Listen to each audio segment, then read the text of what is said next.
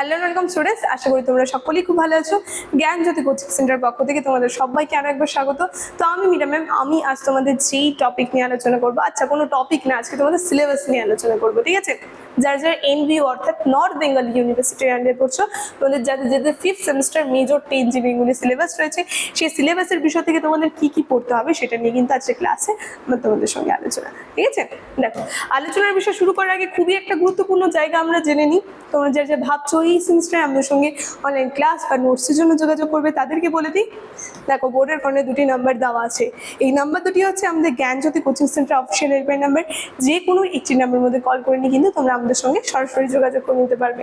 তার সঙ্গে এই কোর্স ফি জায়গায় একটু ভালো করে দেখবে তোমরা মন দিয়ে, কারণ এখানে একটু চেঞ্জ হয়েছে। তোমরা যারা যারা মেজর কোর্সের আছো তাদের জন্য কোর্স ফি আছে 1299, আর যারা মাইনর কোর্সের আছো তাদের জন্য আছে 699। এই তোমাদের কোর্স ফি আর সমস্ত ইনফরমেশন কিন্তু স্ক্রিনে দেওয়া আছে, আমি আর আলাদা করে বলছি না, একেবারে আমি আলোচনার বিষয়ে চলে যাচ্ছি, ঠিক আছে? তোমরা একটু দেখে নেবে।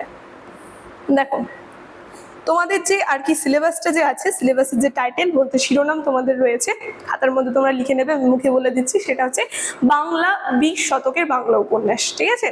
এই উপন্যাসগুলো থেকে শুধুমাত্র 3টা উপন্যাসই কিন্তু তোমাদের পড়তে হবে সিলেবাসে, ঠিক আছে? 3টা উপন্যাস আছে। প্রথম যে উপন্যাসটা দেখো এখানে বলে দিয়েছে, শরৎচন্দ্র চট্টোপাধ্যায় রচিত শ্রীকান্ত যে উপন্যাস রয়েছে, প্রথম পর্বটা কিন্তু তোমাদের পড়তে হবে, ঠিক আছে? তারপরে দ্বিতীয় যে উপন্যাস আছে সেটা হচ্ছে বিভূতিভূষণ বন্দ্যোপাধ্যায় রচিত পথের পাঁচালী যে আছে, বিভূতিভূষণ বন্দ্যোপাধ্যায় রচিত পথের পাঁচালী, এই উপন্যাসটা কিন্তু তোমাদের পড়তে হবে। দেখো, টপিক উপন্যাস নামগুলো শুনে আমরা হচ্ছে খুবই ছোট, কিন্তু ভিতরের বিষয়গুলো কিন্তু অনেক বড় বড় আছে। উপন্যাস জায়গাগুলো কিন্তু তোমাদের ভালো করে একটু পড়তে হবে, অনেক কোশ্চেন কিন্তু এখান থেকে বেরোবে।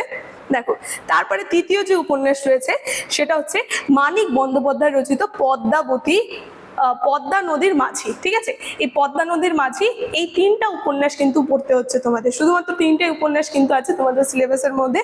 খুবই ছোট্ট একটা সিলেবাসের আলোচনার বিষয় ছিল আমার আজকে।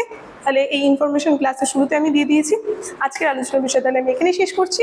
ভিডিওটি শুরু থেকে শেষ অবধি দেখার জন্য থ্যাংক ইউ।